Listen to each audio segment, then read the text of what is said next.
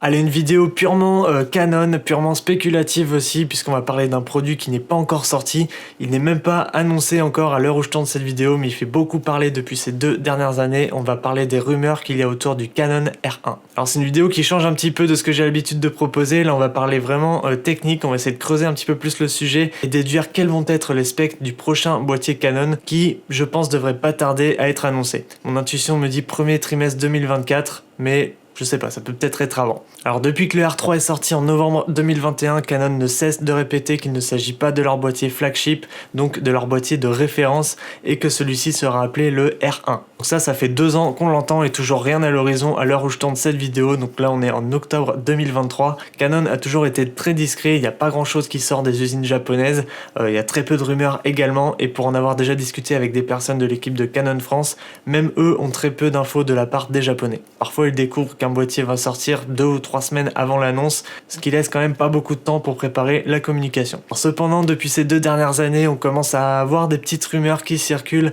et je pense qu'on devrait avoir une annonce dans peu de temps, d'ici quelques mois, alors qu'on se rapproche doucement des prochains Jeux Olympiques de Paris. Alors ce qu'il faut savoir, et c'est important de le mentionner, c'est que les marques concurrentes ont déjà leur flagship hybride depuis 2021, donc depuis l'arrivée du R3 en fait. Donc je pense qu'on devrait voir pas mal de mouvements à ce niveau-là parce que ça fait plus de 2 ans et comme je l'ai dit, les Jeux Olympiques approchent et c'est souvent avant des événements comme ceux-ci que des boîtiers sortent. Donc chez Sony, on a le A1 et on a le Z9 chez Nikon, et même si le R3 rivalise avec ses boîtiers sur beaucoup d'aspects, eh bien Canon nous dit qu'il manque leur boîtier haut de gamme. Alors personnellement, moi je pense que le R3 c'est leur boîtier haut de gamme depuis 2021, mais qu'ils disent ça juste pour faire parler et garder la hype, et je pense que ça fonctionne. La preuve, il y a beaucoup de vidéos qui traitent de ce sujet. Alors aujourd'hui, le but ça va être d'essayer de deviner à l'avance quelles seront les spécificités du Canon R1 et de voir lesquelles seront justes ou non au moment de la sortie. D'ailleurs, cette vidéo, je ne la fais pas tout seul, j'ai demandé à Damien Bernal s'il voulait bien participer et me dire aussi sa vision des choses, quel spec il verrait bien sur le Canon R1. Si jamais tu as envie de participer également, n'hésite pas, tu peux me dire ça dans les commentaires, qu'est-ce que tu aimerais voir dans ce prochain boîtier. Donc, je te laisse avec la partie de Damien, à savoir que lui il l'a déjà tourné, il me l'a déjà envoyé, mais je l'ai pas encore visionné, donc ce qu'il dit n'aura aucune incidence sur ce que moi je vais dire. Donc je vais continuer à faire mon tournage et je visionnerai sa partie juste après. Salut Nicolas, écoute, tu m'as demandé de donner un peu mon avis sur ce que je pensais que Canon doit faire pour le Canon R1. Alors je sais pas comment t'as prévu de faire la vidéo parce que moi j'ai pas trop lu ton script parce que j'ai eu peur en fait de me conditionner en fait en lisant le script. Donc du coup j'ai décidé de pas le lire parce que comme ça je suis vierge et je répète pas des trucs que t'as déjà dit, mais peut-être que ça a aussi le risque de répéter la même chose. Écoute, je te donne mon avis. En tout cas merci de me donner la parole. Donc moi le Canon R1, la manière dont je le vois, c'est que aujourd'hui c'est assez simple. Le principal problème, la case manquante, c'est que Canon n'a pas aujourd'hui de concurrent à ce que fait Sony avec le Alpha One ou à ce que fait Nikon avec le Z9, c'est-à-dire un capteur empilé à haute résolution. Donc la base du Canon R1, c'est un capteur empilé à haute résolution. Évidemment, la question c'est quelle haute résolution. Moi, je pense qu'il faut aller à 45 ou 50 millions de pixels, mais pas plus, parce que c'est un outil de professionnel. C'est un outil qui va être utilisé par les photographes de sport, et ces gens-là n'ont pas besoin d'une très très haute résolution. Donc pour moi, 45 ou 50 millions de pixels, mais avec un taux de scan, un rolling shutter qui soit extrêmement bon. Pourquoi pas meilleur que celui que propose un Z9 qui est aujourd'hui, je crois, le meilleur sur le marché. Donc, je pense que ça doit être la base. La rafale, je pense qu'il faut rester à quelque chose d'équivalent au Canon R3 qui tourne à 30 images par seconde au format RAW. Par contre, là où ils peuvent évoluer, c'est qu'un Canon R3 est capable de faire une rafale à 120 images ou à 200 images, je sais plus, j'ai pas vérifié, par seconde en JPEG depuis une mise à jour. Ça, moi, c'est quelque chose auquel je crois beaucoup parce que j'ai vu des cas d'utilisation aux Jeux Olympiques où on arrive à choper la balle qui sort d'un fusil parce que on arrive à découper l'image de manière absurde à 200 ou à 250 images par seconde. Certes, c'est en JPEG, mais c'est des images que de toute façon on n'aurait pas pu avoir. La contrainte, c'est que sur le Canon R3, ce découpage-là, on va l'avoir pendant 0,5 secondes. C'est trop court. 0,5 secondes, c'est le temps de réaction humaine. C'est trop court. Et si Canon était capable de le faire pendant plusieurs secondes, ça donnerait un outil vraiment utilisable, comme là aujourd'hui Nikon, donc c'est faisable. Évidemment, une amélioration de l'autofocus, moi ce que j'attends du Canon R1, c'est qu'il introduise une nouvelle gamme de composants et notamment de processeurs. Aujourd'hui, les composants qui sont utilisés dans les appareils Canon sont tous les composants qui ont été introduits avec le Canon R5 et le Canon R6. Ils utilisent tous le même processeur. Donc je pense qu'ils vont passer à une nouvelle génération avec un nouveau processeur qui va pouvoir scanner plus vite. Et donc j'espère que l'autofocus va évidemment encore s'améliorer, même s'il est tellement bon déjà. Mais il y a encore pas mal de choses à faire, notamment en termes de tracking d'objets, notamment en termes de reconnaissance d'objets difficiles sur des arrière-plans difficiles. Donc il y a toujours de quoi améliorer. Et je pense que l'autofocus, le nouveau processeur sera là pour ça. En termes de stockage, aujourd'hui on n'a pas deux CF Express. On a une CF Express plus une carte SD. Donc je pense qu'il faut 2 fois CF Express. Là où je l'attends beaucoup, c'est en vidéo. Aujourd'hui, je suis un peu frustré par la partie vidéo des Canon. J'ai vraiment envie de me débarrasser du C-Log 3 que personnellement j'apprécie pas parce que j'ai l'impression d'avoir une dynamique APS-C sur un capteur plein format, et ça c'est pas normal. Je pense qu'il faut qu'ils tordent le cou à ça chez Canon, et donc ils ont le C-Log 2 qui marche très bien, ou alors inventer un C-Log 4, j'en sais rien, mais je pense que là il faut qu'ils proposent mieux. J'aimerais aussi avoir plus de polyvalence, c'est-à-dire qu'aujourd'hui on est en 10 bits que si on filme en log ou que si on filme en HLG. C'est les seuls à faire ça. Je veux pouvoir utiliser du 10 bits, même si je suis pas en log, même si je suis pas en HLG. C'est pareil, ils font quand même pas mal de trucs bizarres, avec l'histogramme qui disparaît par exemple lorsqu'on appuie sur le bouton enregistrement. C'est le genre, même le niveau aussi je crois qui disparaît lorsqu'on appuie sur le bouton enregistrement. C'est le genre de petits trucs qu'on aimerait enfin se débarrasser et avoir une interface vidéo qui est aussi bonne que l'interface photo. Moi j'ai pas envie de l'interface ciné. J'ai envie de garder une interface photo, mais peut-être plus riche que celle qu'on connaît habituellement. C'est pareil, si on pouvait avoir les waveforms chez Canon, ça serait quand même bien. Et évidemment, surtout, aucun problème de surchauffe. Fujifilm utilise des petits ventilateurs qu'on peut visser. Ça serait quand même quelque chose qui serait sympa de le prévoir dès le départ, de dire, voilà, vous avez cette option-là qui est possible. Si vous avez des problèmes de surchauffe, que vous êtes obligé de filmer un mondial au Qatar, vous pouvez mettre ce ventilateur-là, ça va vous aider. Ensuite, moi sur le prix, le Canon R1 il devrait être légèrement plus cher qu'un Canon R3 et surtout baisser le prix du Canon R3. Moi je pense que, en tout cas la manière dont je le vois, je pense que le Canon R1 devrait plus ou moins coûter le même prix qu'un Canon R3, mais baisser le prix du Canon R3 pour que Canon propose un capteur empilé à 24 millions de pixels à un prix plus abordable. Donc moi c'est comme ça que je vois. J'espère qu'ils vont pas le mettre 1000 euros, 1500 euros plus cher qu'un Canon R3 parce que voilà, les appareils deviennent de plus en plus chers et moi je pousse plutôt pour que ça soit plus abordable, au contraire. Ensuite, Canon, je pense, avec son son image.canon, là, je sais plus comment il l'appelle, c'est le cloud en ligne à base d'intelligence artificielle. Je pense que, évidemment, on pourrait avoir sur ces boîtiers-là pas mal d'intelligence artificielle. Donc j'aimerais bien aussi que tout ça, ça progresse et qu'on ait de plus en plus d'intelligence à l'intérieur des boîtiers.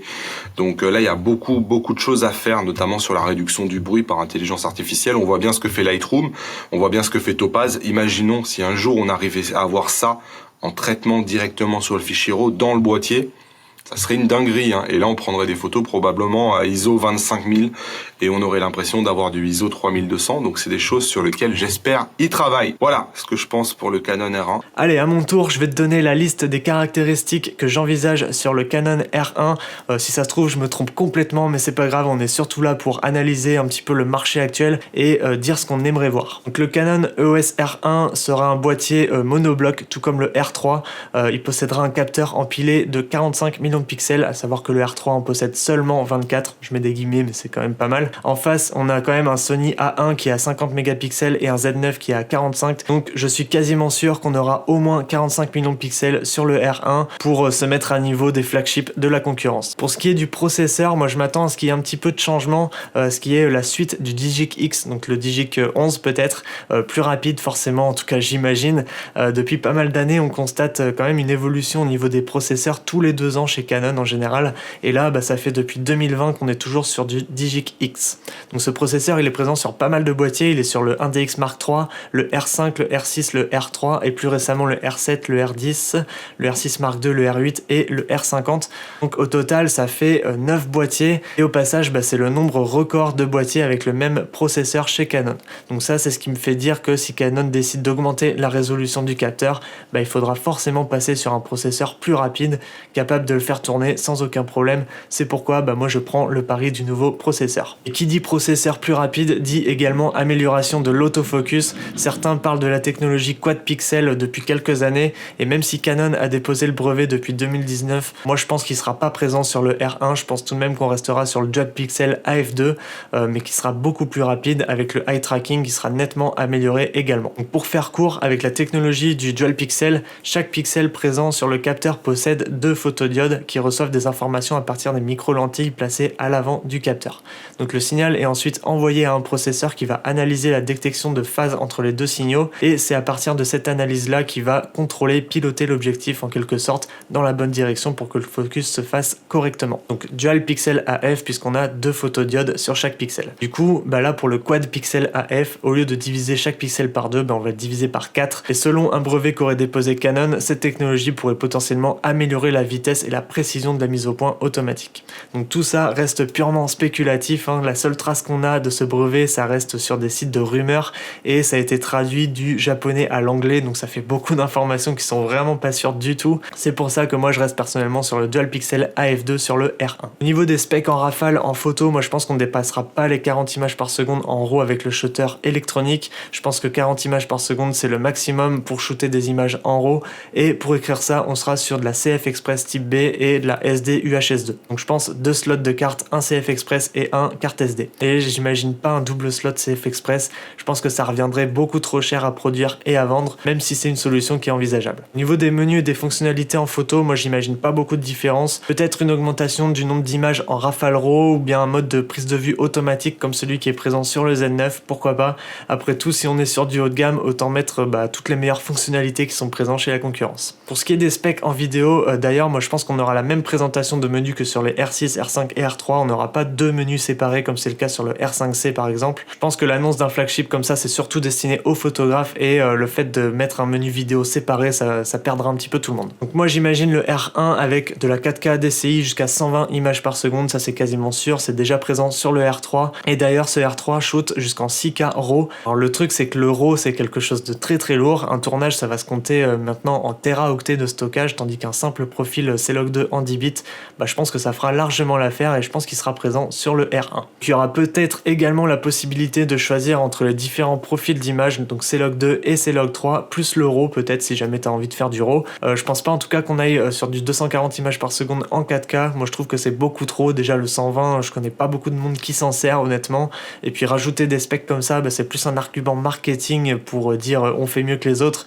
plutôt qu'une réelle valeur ajoutée pour les utilisateurs. 8K 60 images secondes comme le Z8 et le Z9, en fait c'est assez compliqué de devoir faire des suppositions parce que on n'a pas eu de gros flagship sur le marché depuis 2021, donc ça fait à peu près 2 ans, à part le Z8 qui est sorti cette année mais qui reprend beaucoup de specs du Z9, donc pas forcément beaucoup d'idées des avancées technologiques des marques en 2 ans. Après, moi je pense que la course à la résolution elle est nettement ralentie depuis ces quelques dernières années. Les specs sont à peu près toutes les mêmes partout chez toutes les marques. Il n'y a pas une demande de 8K, de 12K ou de 20K.